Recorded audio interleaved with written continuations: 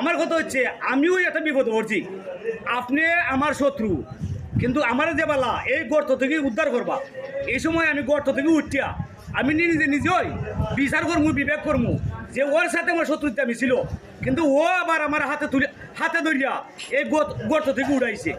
আসলে ভাই আসলে ওর কোনো ভাষা নাই। আজকাল বাংলাদেশও ওই লাইন চলছে যে সুযোগে সদ্ব্যবহার করা। যেমন একজন মানুষ গর্ত পড়ছে, গর্ত পড়ার পরে ওই চান্সে ওই সুযোগে জাতামারি তাক করে তারে গর্তর ভিতরে ঢুকাই রাখি দিত। তো এটা ঠিক না ভাই। আমি বাংলাদেশের প্রাণপ্রিয় মায়ের ভাই অথবা বোন যেবা যারা আসুন সবাই উদ্দেশ্যে উঠে করাম, তবে এটা ঠিক নাই।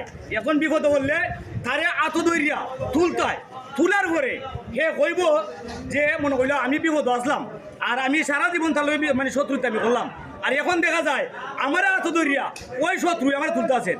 তবে ওইটাই লিখা মানবতা, ওইটাই লিখা ভালোবাসা। যাই হোক, আমার ভিডিওটা আপনারা সবাই শেয়ার করে দিবা, আমি অতটুকু চাইলাম, আপনারা সবাই আমার ভিডিওটা ছড়াই দিবা।